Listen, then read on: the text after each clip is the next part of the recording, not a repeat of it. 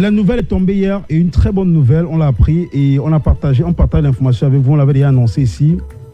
Quand je parle d'annoncer, c'est parce qu'on avait eu la chance de recevoir, tu te rappelles comme c'était hier, la Queen, Eric Kingen qu'on avait reçu ici, qui était venu ici parler bien sûr de cette énergie électrique lorsqu'on l'avait reçu ici durant, rappelez-vous, il avait martelé ce qui s'est déroulé hier, que si à jamais il devait gérer cette cité capitale, cette ville de ce Cameroun, il devait reprendre la distribution de l'énergie électrique de notre pays qui avait été privatisée à l'époque. Et le temps de lui a donné raison. Et depuis hier, un extrait d'une interview accordée dans une radio de la place à Yaoundé fait le tour des réseaux sociaux. Et on a encore retourné vers Eric pour échanger avec lui, pour savoir où il se trouve exactement. Il nous a dit qu'il est au Brésil. Il est à la COP30 et on l'a demandé si c'était possible d'avoir une interview pour retracer, pour rechercher pourquoi est-ce qu'il avait dit. Rappelez-vous, il y a plus de 2 mois aujourd'hui et en direct sur Suite FM. Bonjour et bienvenue, monsieur Eric Kingen. Merci, bonjour à vous tous et merci de m'avoir invité. Alors, vous êtes en ce moment à la COP30 au Brésil. Oui, je suis actuellement à la COP30 au Brésil. Il est exactement 6h48 minutes au Brésil où je vous parle. Je suis là pour... Vous savez pourquoi on est dans ce studio ? Non, pas du tout, je ne sais pas. C'est la vie qui est comme elle est. Au moment où nous sommes à 10h48, vous êtes à 6h48. C'est le monde et la terre. Quand Galilée l'avait dit, personne ne l'avait cru. 10h est super bien avancée la journée. Là-bas, ils veulent commencer à peine, tu vois. C'est un peu drôle. Allez-y, monsieur le président du Parti écologiste du Cameroun. Merci de me prendre sur votre antenne. Bien évidemment, hier soir, comme tout le monde, malgré que je suis très loin, mais je suis l'actualité du pays. Et je suis au courant de la nationalisation d'Eneo, qui est quelque chose de... Nous l'avons pris, c'était un engagement que j'avais pris solennellement devant les Camerounais lors de ma candidature à l'élection présidentielle, en disant qu'on ne privatise pas l'énergie dans un pays, parce que l'énergie est la base du développement, et lorsqu'on privatise l'énergie, en réalité, on privatise tout le pays en entier. Parce que la santé, l'éducation, l'agriculture et tout ce que nous faisons, on a besoin d'énergie. Ça veut dire qu'on donne le contrôle du pays de manière entière aux expatriés pour qu'ils puissent le contrôler. Donc, ce qui n'était pas acceptable. Et hier, comme tous les Camerounais, j'ai découvert que finalement, le gouvernement nous a donné raison et ils ont décidé de racheter les parts de Actis, qui était le conglomérat britannique qui détenait la majorité dans Eneo. Et finalement, c'est une bonne nouvelle. Mais nous ne sommes pas toujours satisfaits parce qu'on ne doit pas faire cela à n'importe quel prix. Nous avons dit au gouvernement qu'il y avait des préalables à faire pour faire cette nationalisation, pour que les Camerounais ne puissent pas le ressentir dans leur porte-monnaie.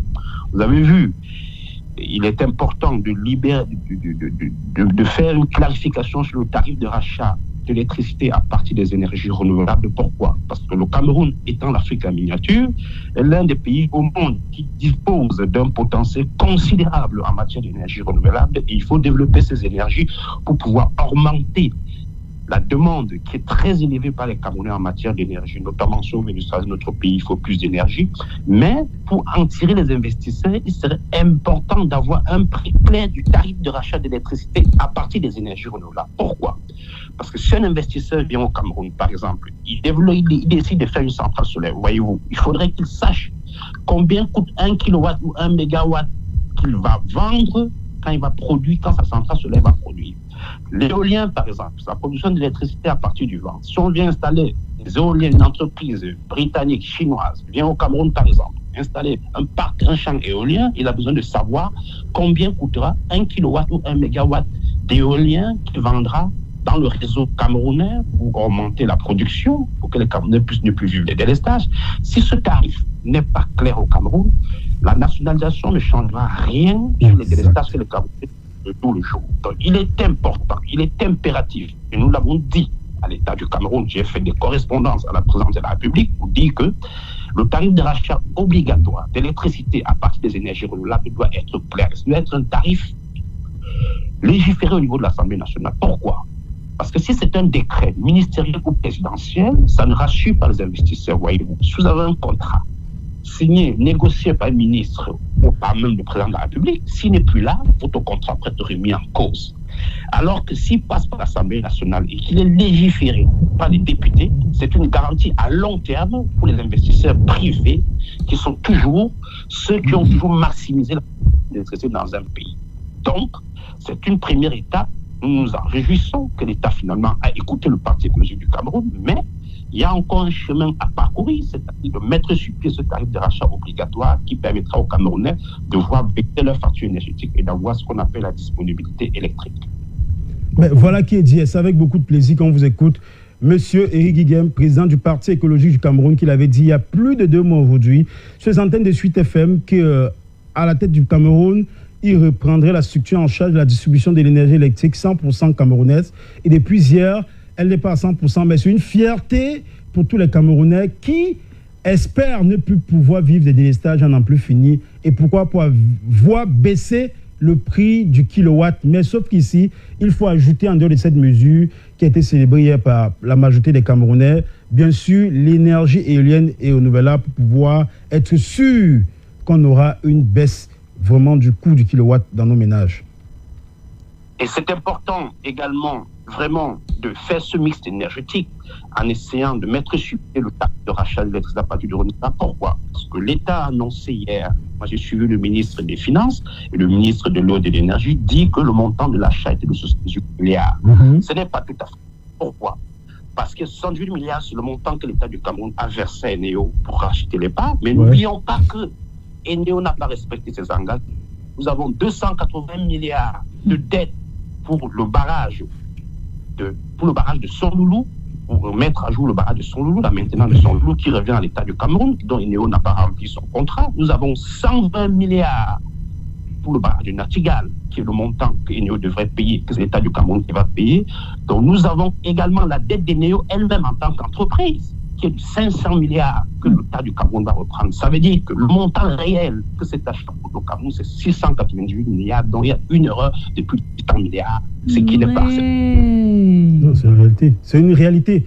Donc, je tenais, comme vous l'avez si bien dit, l'État a officiellement réacheté 95% du capital d'Eneo au fonds d'Actis pour un montant, vous l'avez dit, de 78 milliards de francs CFA, une décision majeure pour remettre de l'ordre dans le secteur de l'électricité et lancer une restructuration en profondeur, a expliqué hier le ministre de l'Eau et de l'Énergie. Est-ce que sur parole, président du Parti écologiste, M. Éric Guiguem, on peut croire au ministre de l'Eau et de l'Énergie?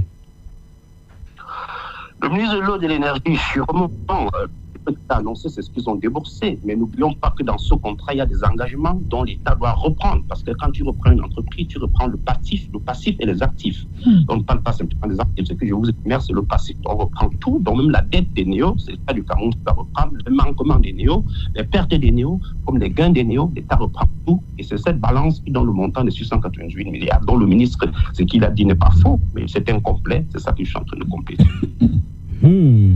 En fait, le secteur est fragilisé par un déséquilibre financier profond à l'origine des retards de paiement aux producteurs Natigal, Kribi, Menvele, des tensions avec Sonatrel, des difficultés opérationnelles persistantes. Pour redresser durablement le secteur, un plan prioritaire est déjà en marche. L'on parle du refinancement de cette dette des Néo. Ceci pour améliorer la trésorerie et stabiliser les paiements. Il faut aussi une discipline de paiement. Tout le monde doit payer sa facture, y compris les entités publiques, a annoncé bien sûr le ministre de l'Eau et de l'Énergie. Tout à fait, le ministre a parfaitement raison. C'est pour ça que l'une des mannes financières, c'est de mettre sur pied le tarif d'achat d'électricité à partir de toutes les sources d'énergie renouvelable, et cela permettra d'accroître l'assiette des recettes que l'État va contrôler, parce que la seule entreprise dans la chaîne de production au Cameroun, c'est Eneo qui collecte de l'argent. Vous avez EDC qui s'occupe de la production. Là, il n'y a pas de facture à payer.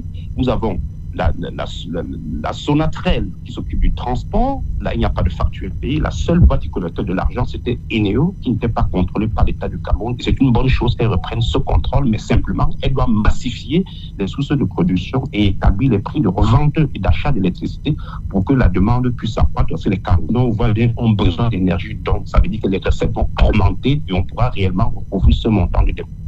Alors, pour y arriver, le gouvernement doit lutter contre la fraude. On le sait, la fraude représente près de 15% du système, soit, Patricia Ki, 60 milliards de francs CFA par an. Le gouvernement engage la généralisation des compteurs, la mobilisation des branchements, les contrôles renforcés. La reprise des Néo est un acte de souveraineté d'énergie et a salué la bravoure de notre gouvernement et surtout du ministre de l'Eau et de l'Énergie. Tout à fait, on ne peut qu'encourager le gouvernement. Je dis, je ne critique pas la décision qui est prise. C'est un bon pas, c'est une bonne vision dont on doit aller beaucoup plus loin. Et ce qu'il fait déjà très bien. C'est la bonne direction. Alors, en tout cas, merci beaucoup, monsieur Éric Guiguem, président du Parti écologique du Cameroun. Merci pour la disponibilité, pour le partage et de votre vision aussi, parce que vous l'avez prédit il y a plus de 2 mois sur les antennes de Suite FM, qu'il fallait le faire et on l'a fait hier. Je vous remercie de m'avoir invité. En tout cas, prenez soin de vous.